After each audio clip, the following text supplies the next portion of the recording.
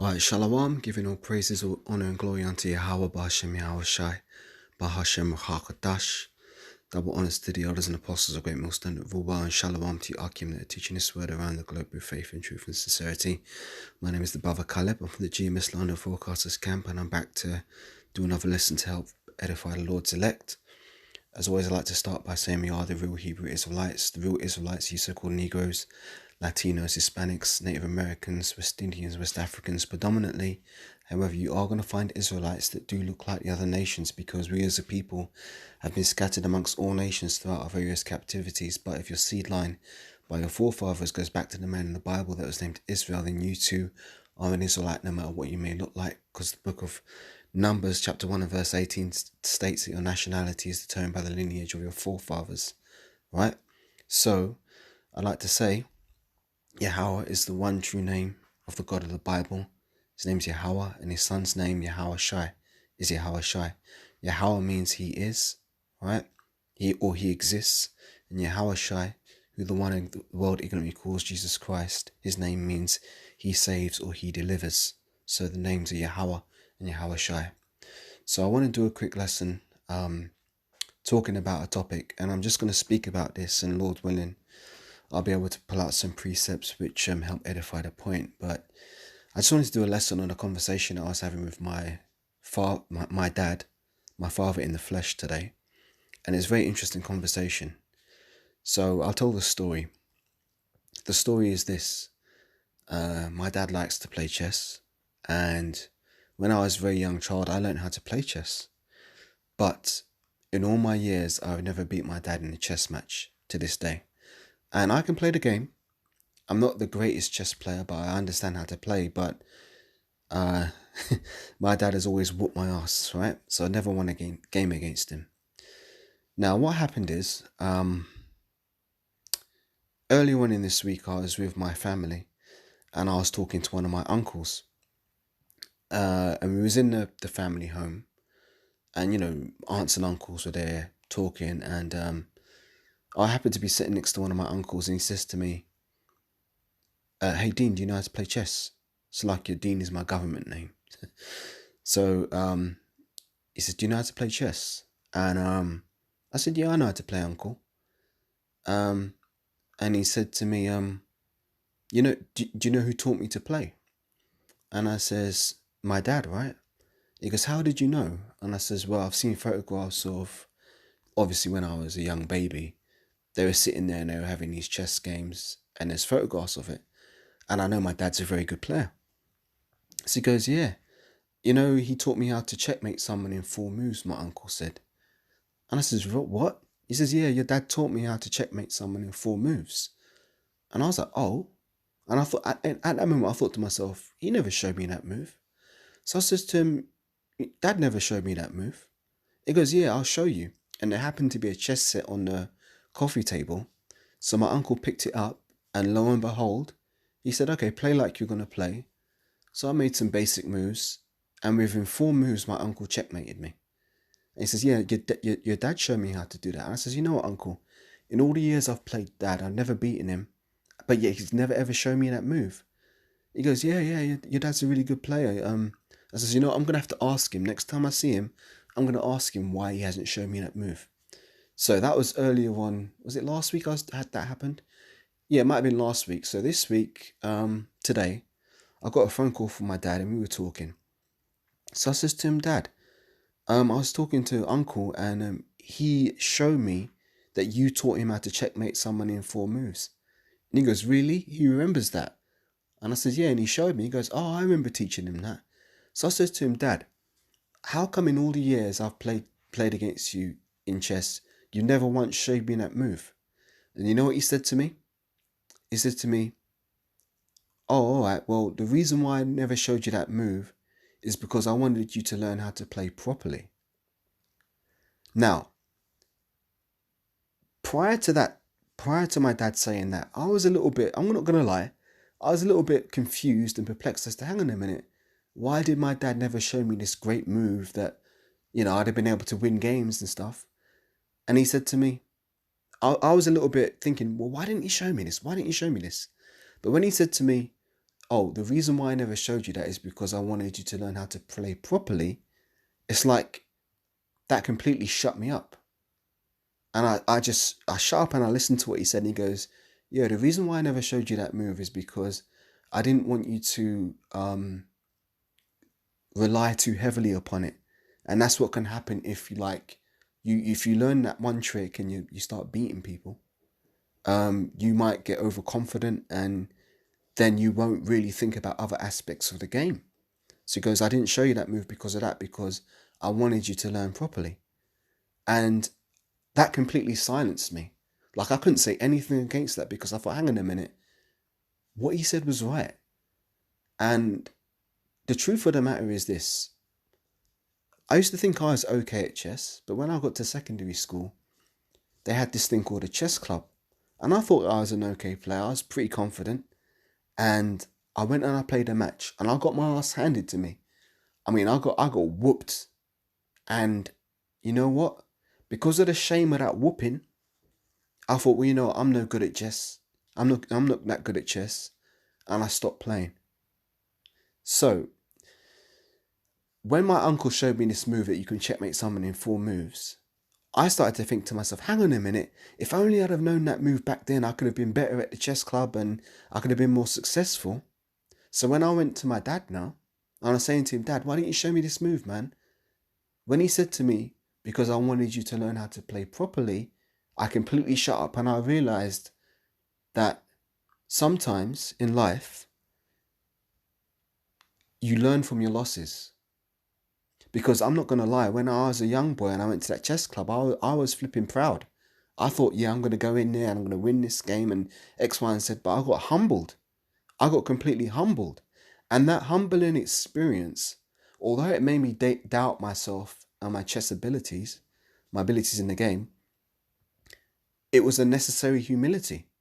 And that made me think of Yahawah, like the chastening of the Lord. Let me get to some of these precepts, because that's why I'm telling this story, to link it back to the scriptures, because whom Yahawah love, he chasteneth. Let me get that. Bear with me.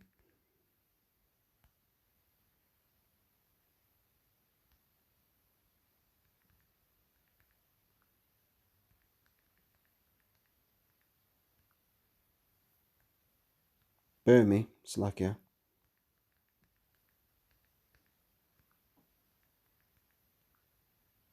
Right, this is Hebrews, the 12th chapter.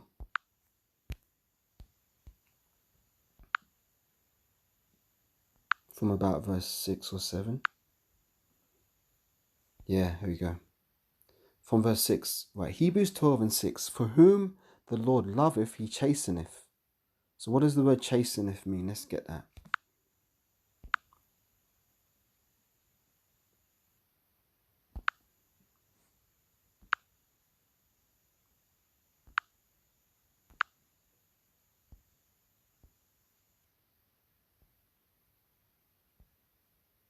Right, for whom the Lord loveth, he chasteneth. Let me have to put my date on, innit?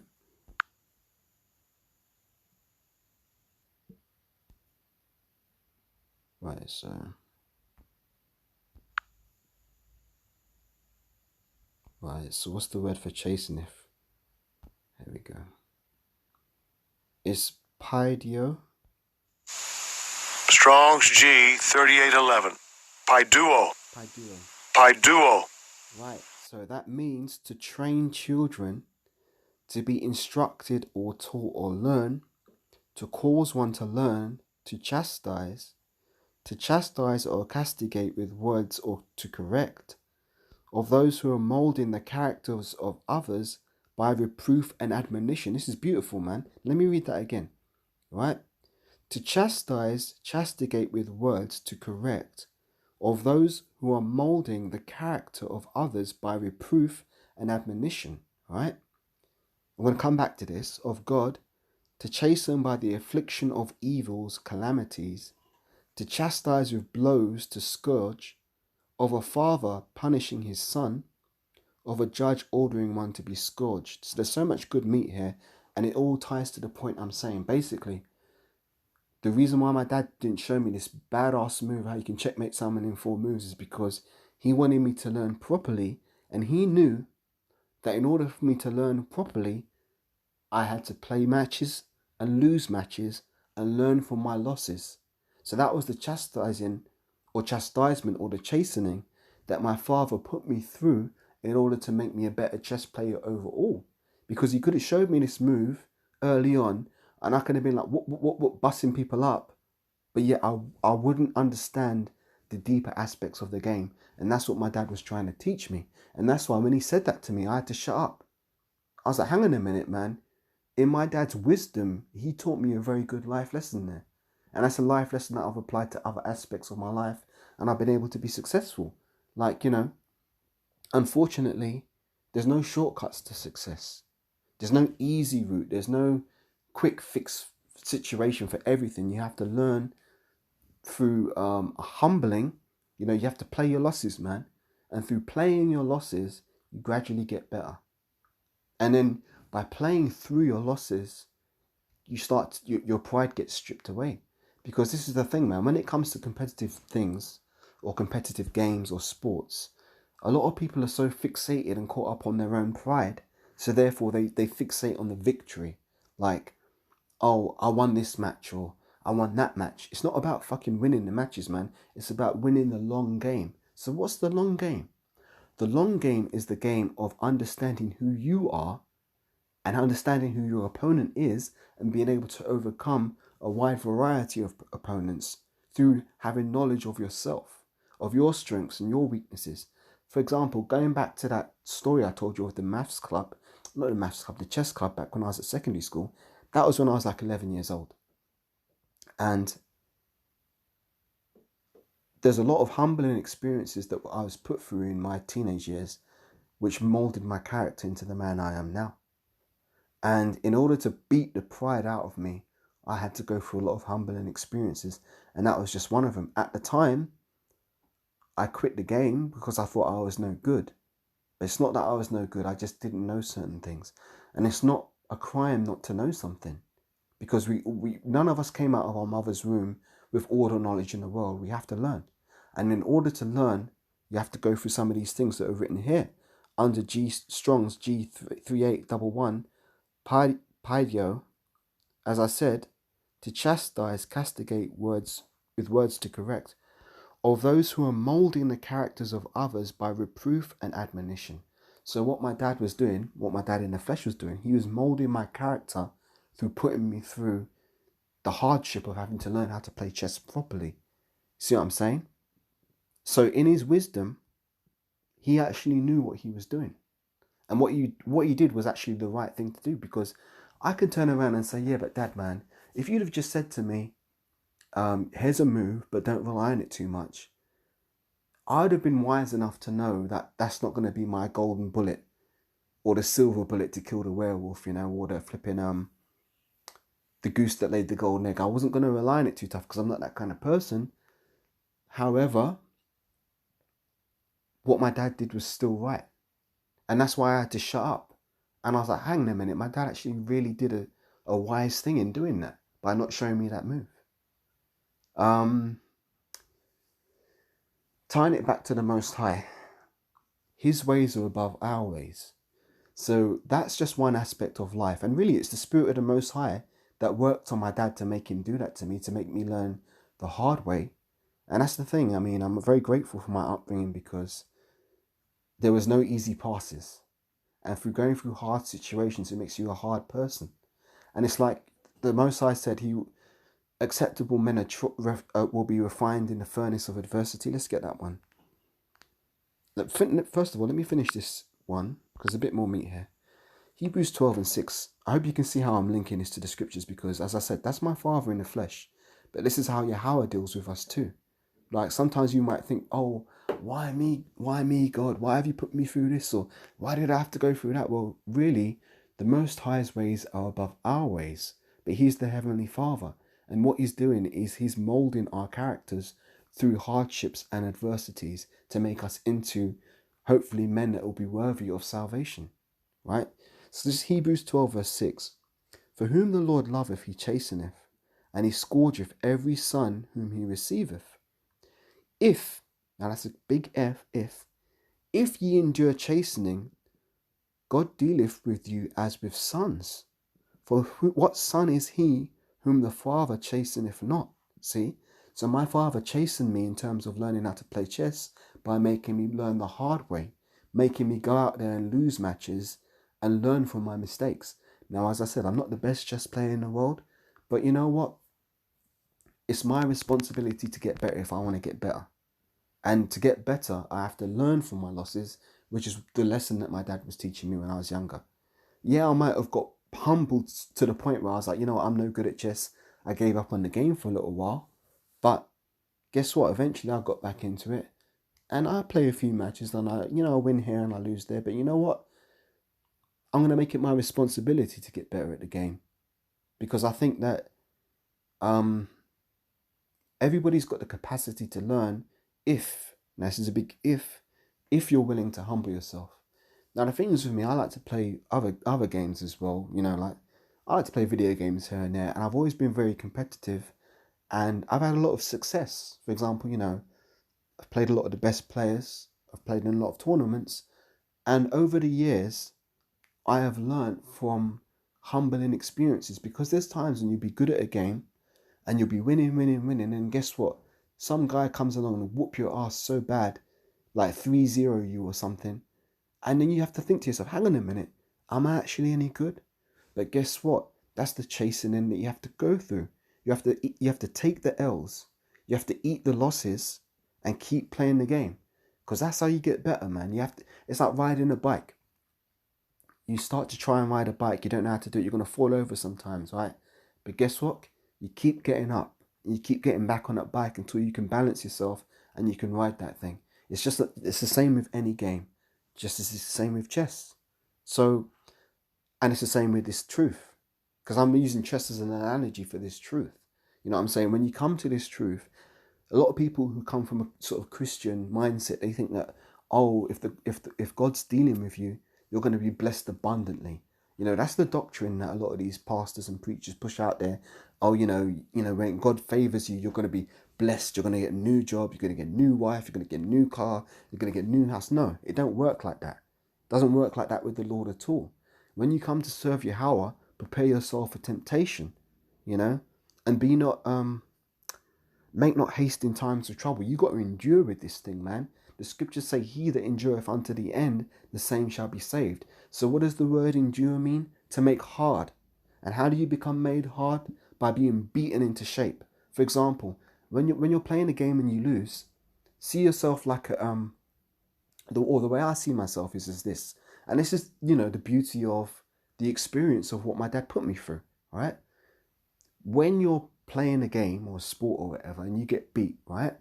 See yourself as being beaten into shape. That's what you need. Sometimes you need to get that hard knock, and then you realize, hey, that knock was heavy. Maybe I shouldn't do the thing that caused me to get that knock. So maybe I shouldn't move myself into that position to leave myself open. Okay, I need to learn how to defend on my right side, or I need to learn how to cover my bishop, or protect my queen, or block with the right hand. It's all the same.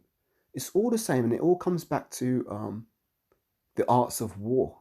And it's funny because one of the brothers in the camp, he always likens things to war, because there's a war in everything. Even like, for example, just standing up. There's certain muscles that are tense. There's certain muscles that have to relax in your body, and that is, the conflict of elements. That war. You see what I'm saying? He can explain it better than I can, but he's used this analogy many times, and it's very true. So, to get better at anything, you need to be beaten into shape. So ultimately, the lesson that my dad taught me, while it was a hard one, now I'm a grown man and I understand his reasoning for doing that. I can't fault it, because that is a very good way to teach your son, and that's the way that kind of the Most High deals with us. Remember, his ways are above our ways. So sometimes you might come through life situations and you're saying to yourself, man, but Lord, why did I have to go through that? Well, guess what? Yahawah, in his infinite wisdom, knows better than any of us. And he knows what's needed to make us acceptable men in his sight. So, yeah, let's just finish off on this precept. It says, for whom the Lord loveth, he chasteneth, and he scourgeth every son whom he receiveth. If ye endure chastening, God dealeth with you as with sons. For what son is he whom the Father chasteneth not? But if ye be without chastisement, whereof all are partakers, then ye are bastards and are not sons. Right? Furthermore, we have had fathers in our flesh which corrected us. See, I gave the little testimony story there of that. And we gaveth them reverence. Shall we not much rather be in subjection unto the Father of spirits and live? For they verily for a few days chasten us after their own pleasure, but he for our profit, that we might be partakers of his holiness. Beautiful precepts, man. This is powerful stuff.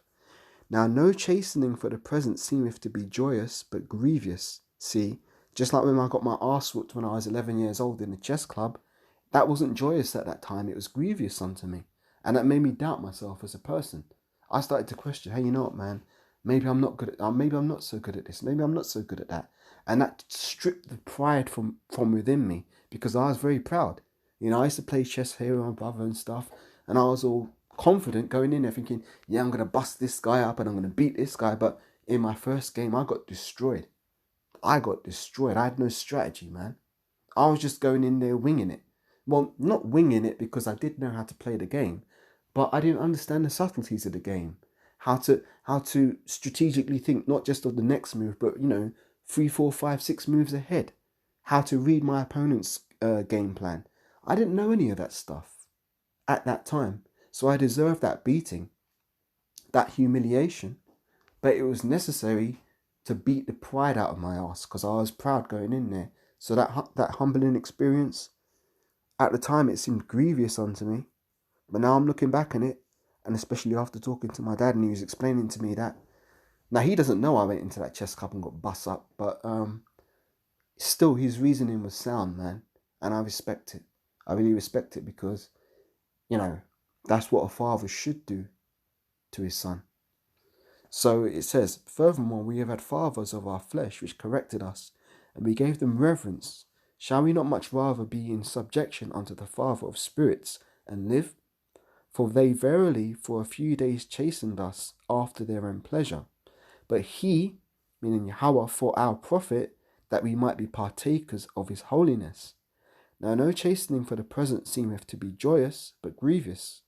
Nevertheless afterwards it yieldeth peaceable fruit of righteousness unto them which are exercised thereby. Wherefore lift up the hands which hang down and the feeble knees, and make straight the paths for your feet, lest that which is lame be turned out of the way, but let it rather be healed. There you go. So that's the lesson, and the moral of the story is, Yahawah is doing that exact same thing to all of us brothers right now. He's putting us through adversity, because as I said, the scriptures say acceptable men shall be tried in the furnace of adversity. So we have to go through that chastening, man.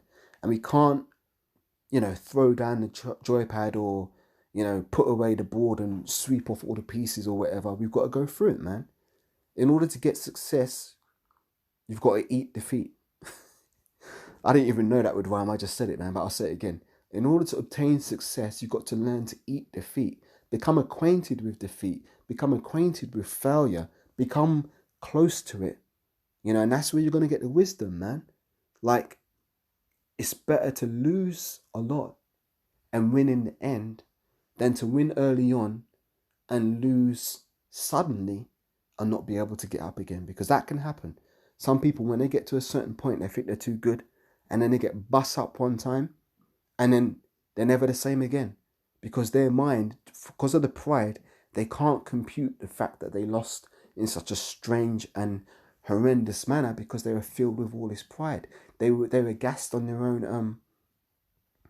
You know, they were gassing themselves up. They were too puffed up, and they thought they were too good, and then that humiliation comes. Whereas if you start out as a loser, you can't go any lower than that. All you can do is get better. So if you accept, hey, you know what? I'm not that good. I want to learn how to be better. Guess what? Then you start to learn. Your mind is open and receptive to seeing new patterns, seeing new ways of doing things, coming up and formulating new strategies in order to improve your game. That's why it's very hard to teach people things, I find. I'll just put this out there. Like me, I love video games a lot, and some of the brothers I've talked to about this. But I love to play fighting games, and I like to play competitively, as I said. And I was playing. I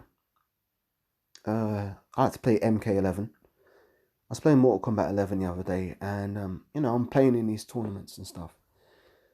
And a guy messaged me who I played, and I beat him convincingly. And he messaged me, and he says, "Oh, I picked the wrong character or the wrong variation. If you were to play again, it wouldn't be like that. I'd win." So I says, "Okay," and I played him in a rematch, and I bust his ass up. And he said to me, when I was busting his ass up, it was very decisive. He messaged me. He goes, "How do you play like that?" And he says, I'd like to be a champion. How do you play like that?" So I says, "Look, I'll try and teach you some things." So I put my headset on, and I invited him into a private match, and I was sparring with him.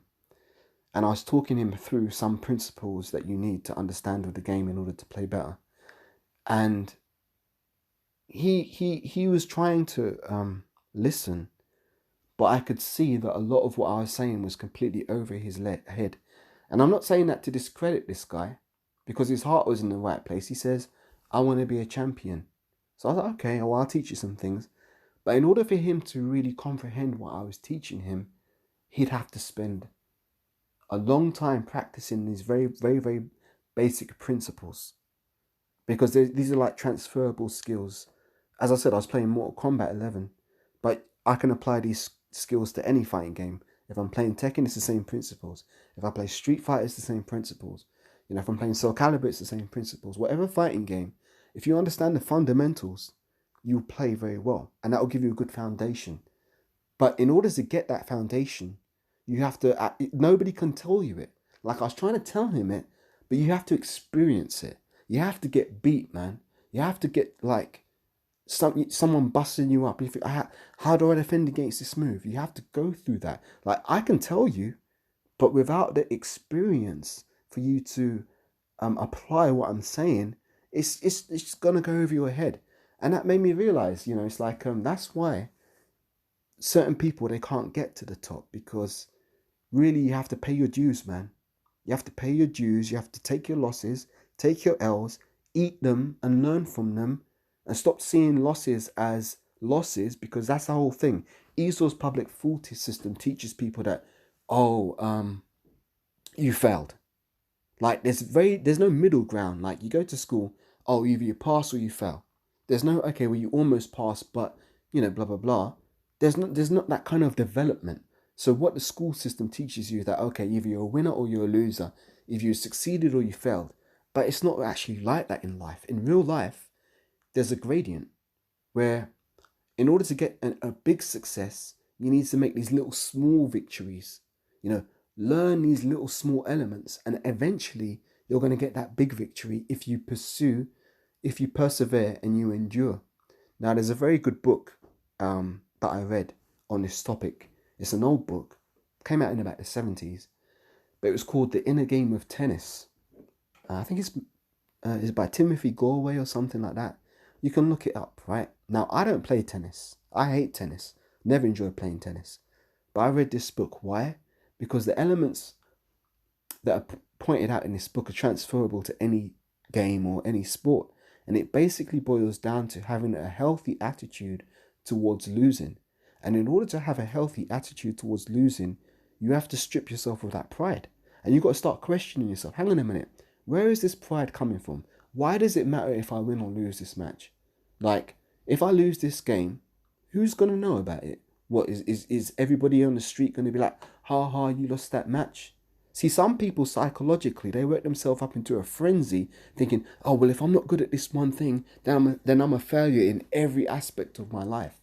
And that's something that I used to do in my teenage years, early 20s. I used to put everything into what I did. And if I wasn't good at it, I felt like I was a complete failure in every aspect of my life.